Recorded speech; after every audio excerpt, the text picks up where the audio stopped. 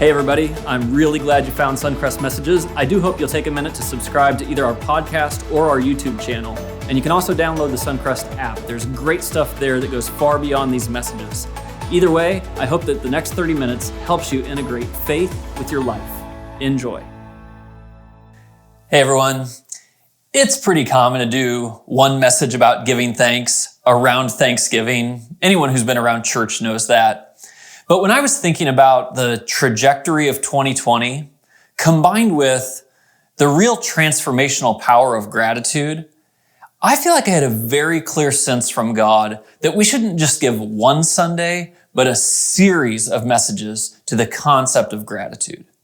And of course, when gratitude is an internal feeling inside of us, that's a good and helpful thing. But what we also know is that it's the actual tangible expression of gratitude that gives it power in real life. And so over the course of 3 episodes, we're exploring this idea that I think is most succinctly captured by a quote from Andy Stanley. He says, "Unexpressed gratitude communicates ingratitude." And so for 3 weeks, we're very focused not just on feeling grateful, but on expressing gratitude. And it only takes a little while to think how important that really is. We probably notice it most when we're on the receiving end of gratitude. Maybe you've been like me, you're a parent and you do something for your kids. Maybe you plan a great vacation and you execute it and you pay for it and it all happens. And if they're sitting in the back of the van on the way home and they feel grateful, but they haven't said thank you, it just feels to me like they're not grateful. But the moment those words come out of their mouth, oh my goodness, it meant so much to me. It is the power of making sure that we express what we're really feeling inside when it comes to gratitude. So last week, Dan, of course, encouraged us to share gratitude with other people around us. I hope that you did that, and I hope you felt the power of it. And next week, I can't wait for this. Next week, I'm hoping to unleash about 2,000 of you to go do 5 expressions of gratitude in a very short period of time locally, so that there's about 10,000 expressions of gratitude right here in Northwest Indiana from you, from Suncrest Church. And I actually think it has the chance to at least temporarily lift the spirits of the whole region. But today, I'm going to focus on gratitude from the perspective of looking up. And here's the idea. I'm going to be very straightforward with 3 things. Number 1, a theological fun fact. Number 2, an analogy with some props. And number 3, a weird idea that I want to ask you to use for the rest of the year. So this is the theological fun fact, and I've tried to say this as plainly as I know how. God's ranking system will keep you from doing dumb stuff. That is good theology. Let me describe to you what I mean.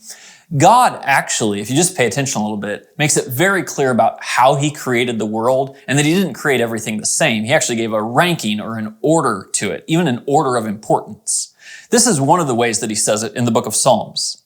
He says, "What is mankind that you're mindful of them?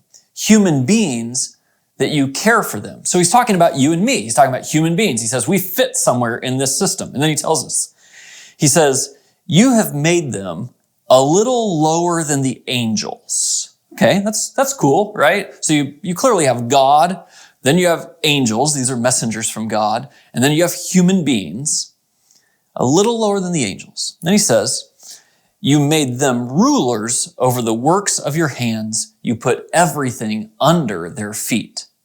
So he's saying, all right, human beings, like, you're not as big as God, you're not as high as the angels, but you are above everything else in creation.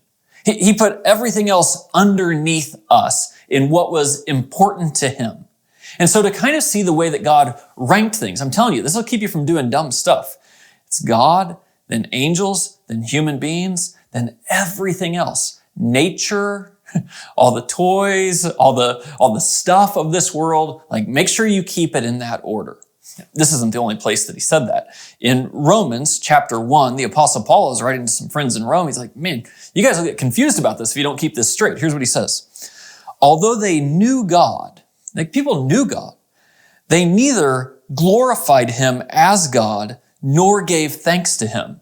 And he's starting to lean into what kind of dumb thing we could do. Like, to know that there is a God and he is above us, he's our creator, but to not give him glory and to not give him thanks. Like that. I mean, you want to think about that for a minute. He says, they became fools and exchanged the glory of the immortal God for images made to look like mortal human beings and birds and animals and reptiles. He says, you know how this worked. Like you've heard the stories of ancient cultures, and even in the Old Testament, people would take gold or something and they'd form it in the shape of a calf, and then they'd worship that calf. And the whole idea here is there's an immortal God, and for some reason we take these things that are just stuff. They're just stuff that's supposed to be under us, and we shape it and we worship it. Now, of course, in 2020, you and I are more sophisticated than that, so we'd think, well, I would never take my gold and form it in the shape of a calf and worship an idol like that. But let's just be honest. If we think about what gets most of our time and our energy and attention and why we work so hard and what are we pouring ourselves into, we should at least ask ourselves, like, are we giving all our time and attention and energy pouring ourselves so that we have stuff? Like, is that what's getting our attention? The passage goes on. It says, they worshiped and served created things rather than the Creator. And there's a part of me that's like, phew. But there's a part of me that just like, it just drives straight into my soul. And maybe it does for you too. To think, if I think about how I actually live my life and go through my day and what I pour my energy and time and attention into, what I worship, what I want to be thankful for, is it possible it's actually all the things underneath me rather than the one who is above me? And how crazy is that? That I would worship and serve created things rather than the Creator. You see, you get this ranking wrong in your life and you'll start to do some really dumb things. We have a little knick-knack on our shelf right below our TV. Maybe you have something like this. It says, the greatest things in life aren't things. And I think, I got to remember that every single day. There's a quote, it's from a theologian named Fulton Sheen. This is what he says. You must remember to love people and use things rather than to love things and use people.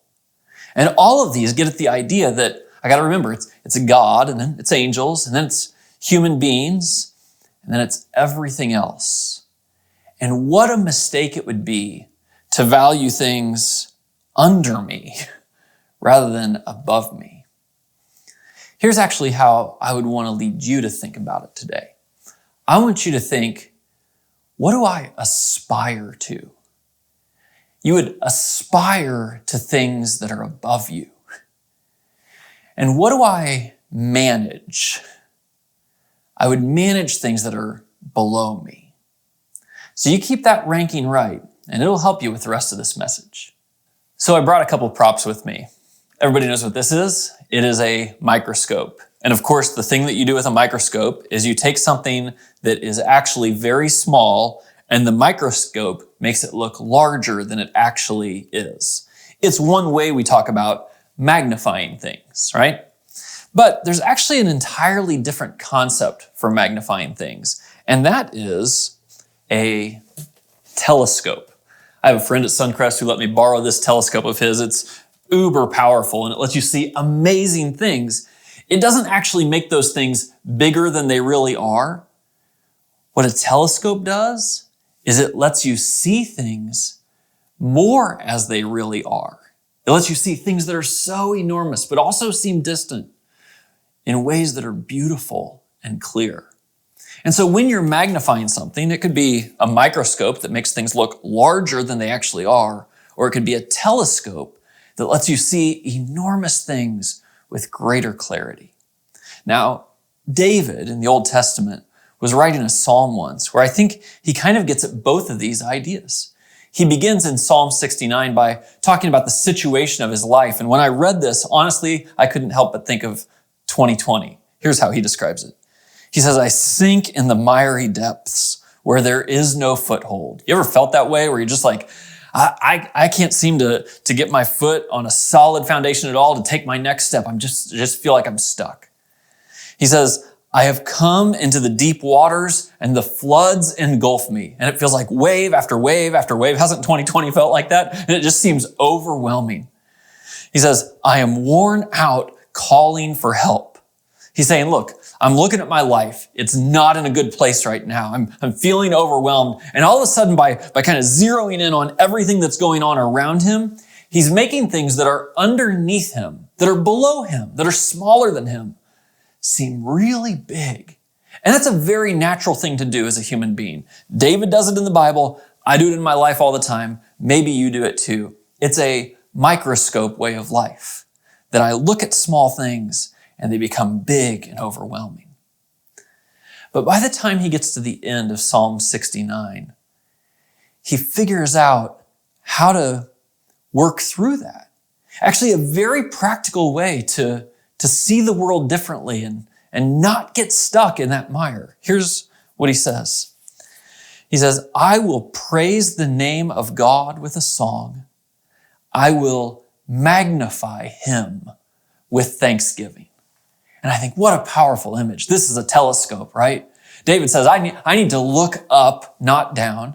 And when I look up, I magnify God. He's not making God bigger than he actually is. He's actually looking at the grandeur of God and bringing it into focus in his life. And that means everything for handling the mire and the overwhelming flood and the sense that I'm calling out and nobody's there.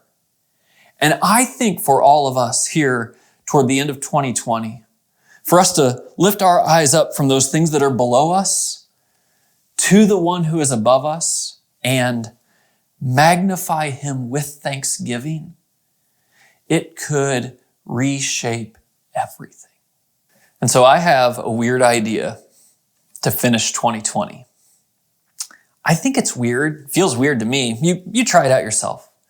I want to ask you to express gratitude to God in a way that isn't casual.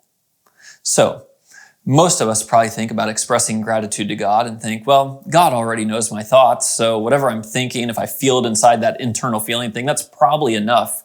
And I want to suggest to you that I don't think it's enough.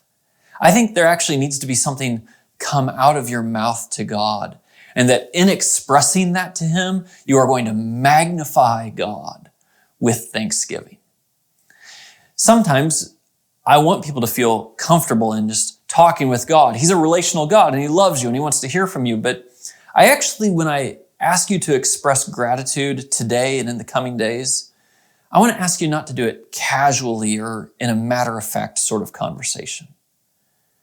I want you to really think for who God is and the work he's done in your life. What would it look like to seriously and passionately express that to God? And my two images of how you might do that are kind of on opposite ends of the communication spectrum.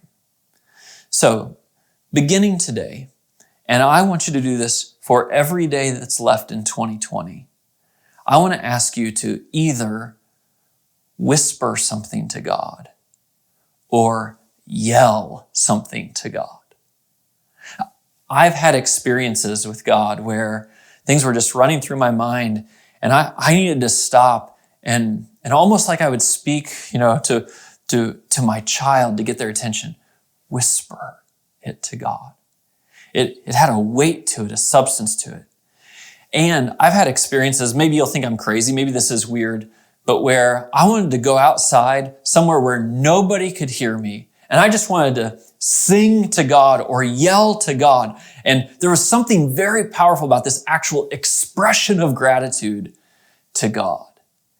And so I want to ask you to make sure today that you reflect for why you might be grateful. And then you either whisper it to God or you scream it to God. And I actually want to ask you to go beyond today to say, wouldn't it be the right way to end 2020 if every day from now to the end of the year, you magnified God with thanksgiving by either whispering to him or screaming, yelling something to him every single day. So what would you yell? Or what would you whisper? I just have 3 questions for you today that I think will help you think through that. These 3 categories where you think, oh yeah, God has done that even in the midst of 2020. And I've been tempted to look down and like a microscope, make the situations feel even larger than they are. But I want to look up and aspire to magnify God. So here are my questions. How is God sustaining you? I mean, stop and think about it just a little bit. Who has he brought into your life? How has he provided? What has he given you, either financially or emotionally or relationally with someone else? Stop and think about all the difficult times of 2020 and then the times that God broke in. And go whisper your thanks to God or yell it out loud to him. My second question is, how is God using you? My goodness, the opportunity to be used by God to change lives in 2020 is kind of exploded right in front of us. And many of you stepped into it. Some of you stepped into it through things we're doing at Suncrest. Some of you just stepped into it by helping a neighbor or caring for a friend or whatever it was. But I want you to step back and think, man, God actually used me. How would you thank God? What would you thank God for? And I want you to whisper, like, come to terms like, my goodness, God, you actually used me in someone's life. Or to scream it to him. And then here's my third question. How is God growing you? You know, whenever we go through difficult times and I want to prompt people toward gratitude, I always feed them the beginning of a sentence and ask them to finish it. The sentence goes like this. Say, while I wouldn't wish this on anyone, I do thank God for fill in the blank. And for any of us who would reflect a little bit, I think that really matters. You know, we're not trying to act like everything's fine or everything's perfect. 2020 has been far from that. And so it's important to say, well, I wouldn't wish this on anyone. But here's how I've seen God work. Can I give you just one example from my life? You know, we're foster parents, and at the start of 2020, we had a 1-year-old living with us, and I was pretty sure that was supposed to be temporary. Some of the people in my family around me thought maybe it should be permanent. But I was like, no, things are crazy, this and that, and I really wasn't interested in having this 1-year-old become part of our permanent family.